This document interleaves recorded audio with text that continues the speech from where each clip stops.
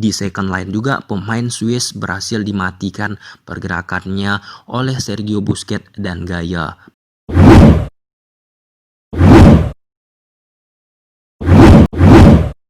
Kaigat ulang coba-coba. Nah teman-teman, kali ini kita bakal membahas pertandingan Spanyol menghadapi Swiss. Pada pertandingan ini Spanyol menang dengan skor tipis 1-0. Pertandingan Spanyol menghadapi Swiss merupakan salah satu pertandingan yang dalam tanda kutip ya sangat-sangat membosankan. Terbukti dari gol juga minor dikit banget. Nah, tetapi selain itu semua kita harus mengetahui taktikal yang terjadi di lapangan. Apa sebenarnya yang terjadi? Kenapa sulit banget mencetak gol kedua tim, dan banyak banget berdasarkan statistik kesalahan-kesalahan lost ball possession yang terjadi di Spanyol dan Swiss itu sendiri. Tanpa berlama-lama kita langsung menuju ke grafis yang telah aku sediakan.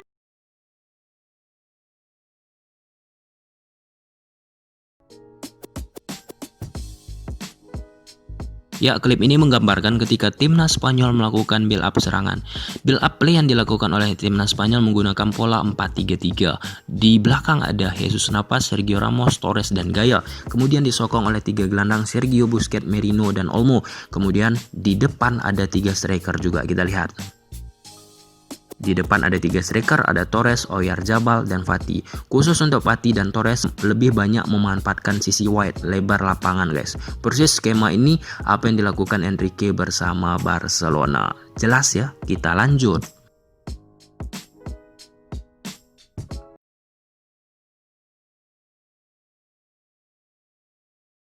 Nah, ketika pemain dari Swiss melakukan build up serangan, Swiss ini kesulitan banget untuk keluar, untuk membuild up dari kaki ke kaki dari posisi bawah. Kenapa? Karena pemain-pemain dari Spanyol langsung mempressure guys, mempressure. Whitmer ini bakalan wide, bermain wide, Benito bakalan wide. Nah, di sini pemain Shar, LVD, Rodriguez langsung di pressure guys. Oyarzabal, Shar, Fati, Sow turun ke bawah menjemput bola, Merino juga udah siap, Busquets, Saka, dan seterusnya guys. Dan ini membuat pemain Swiss langsung bermain direct ke posisi depan. Dan ketika direct juga bola ini dibuat ke posisi depan, putus.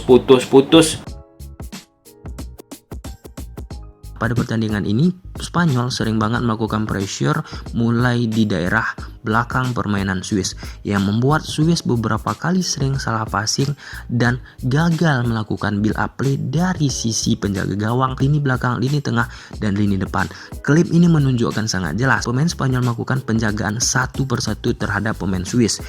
Merino, Sow, LVD, Fati, Olmo, Saka, Oyarzabal, Summer.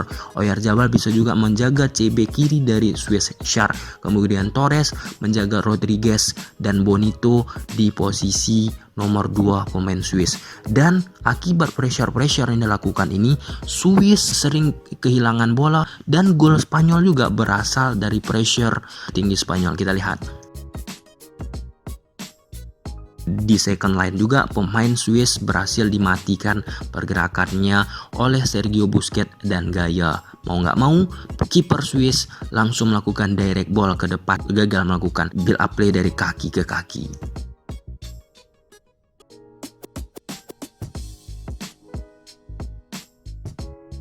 Klip ini menunjukkan kembali Summer, kiper dari Swiss, langsung melakukan direct ke depan akibat pressure yang sangat baik dilakukan oleh pemain Spanyol. Kita lanjut. Putus bola tersebut guys. Proses dari gol Spanyol ini juga berasal dari pressure yang sangat baik dilakukan oleh Spanyol. Summer ingin memberikan bola ke Saka, ternyata Saka melakukan sedikit pergerakan yang salah. Langsung ada Merino yang melakukan covering terhadap posisi Saka yang melakukan kesalahan. Kita lihat Merino bakal mengejar nih. Ya, Merino mengejar bola dan gol. Nah, Spanyol ketika melakukan build up serangan tetap menggunakan formasi 4-3-3. Tetapi yang menjadi persoalan dan permasalahan itu ketika Spanyol membuild up serangan, peran Busquets penting banget ya. Walaupun banyak yang bilang Busquets bapuk, mediocre dan sebagainya, Busquets perannya sangat besar. Ketika Spanyol build up serangan, Busquets turun ke bawah, biasa didampingin dengan salah satu pemain, Merino ataupun bergantian Olmo. Kita ambil contoh Merino guys ya. Nah, ketika Merino dan Busquets turun ke bawah menjemput bola, pemain-pemain dari Swiss langsung menutup pergerakan kedua pemain ini, Busquets dan Merino. So menutup Merino, Ploller menutup Busquets, Olmo ditutup oleh Benito guys. Sampai situ jelas guys ya. Nah, sehingga Spanyol sulit mengembangkan permainan dan lebih banyak bermain dari sisi kiri dan sisi kanan permainan Spanyol itu sendiri. Ya, pada pertandingan ini juga bukan hanya Spanyol melakukan pressure teman-teman. Swiss juga melakukan pressure khususnya untuk pergerakan Merino, Sergio ataupun Sergio Olmo. Kenapa? Karena build up play yang dilakukan oleh Spanyol kuncinya dari pergerakan Sergio, Merino ataupun Olmo itu sendiri. Klip ini menunjukkan sangat jelas So mempressure Merino, Saka mempressure Sergio. Jadi permainan Spanyol ini lebih banyak memanfaatkan sisi kiri, sisi kanan daripada permainan sisi tengah. Dan kalau kalian full menonton pertandingan ini, Sergio Busquets seperti biasa, oper kanan, oper kiri, oper kanan, oper kiri, karena dari tengah dijaga dan ditutup pergerakan oleh Saka, Shaw, dan pemain Swiss lainnya. Kita lihat kesulitan putus bola.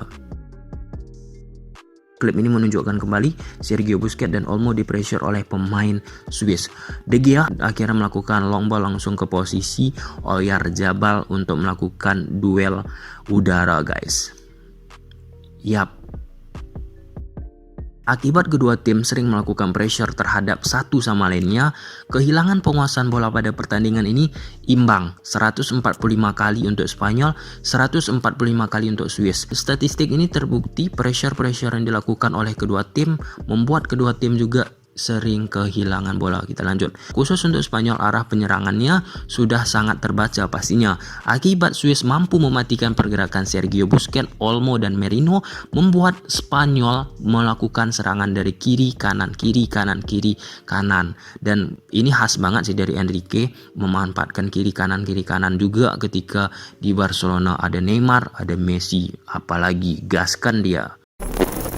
Jadi kesimpulan apa? Kedua tim bermain sangat hati-hati dan menerapkan pressure satu sama lainnya. Baik itu Spanyol, Swiss menerapkan high pressing yang membuat Spanyol, Swiss sering kehilangan bola satu sama lainnya. Dan kedua, pergerakan Ansu Fati yang udah disiapkan Enrique, karena Enrique di pertandingan sebelumnya udah ditanya nih, Ansu Fati kok nggak dimainkan karena dipersiapkan untuk menghadapin Swiss. Ternyata di pertandingan menghadapin Swiss, Ansu Fati tidak bisa berbuat banyak, baik itu dari sisi kiri ketika dia melakukan penetrasi, cutting inside, ataupun beberapa kali dia diletak di posisi tengah. Nggak banyak memberikan kontribusi, yang artinya kekonsistenan, karena Ansu Fati masih muda, kekonsistenan Ansu Fati perlu ditingkatkan guys. Yang ketiga, ketika Ansu Fati ditarik keluar, masuklah Adama Traoré. Nah, ketika Adama Traoré masuk, pemain-pemain Spanyol lebih terlihat sangarnya guys, lebih kelihatan strong, lebih kelihatan offense yang sangat baik dari tusukan-tusukan Adama Traoré itu sendiri. Dengan adanya Adama Traoré, dengan permainan pressure yang dilakukan oleh Swiss, membuat Adama Traoré tidak begitu kesulitan, karena dari sisi postur body balance, Adama Traoré beberapa segmen mampu melewatin pemain Swiss itu sendiri guys. Oke. Kalau suka kalian video ini, udah tahu apa yang harus kalian lakukan. See you the next video. Bye.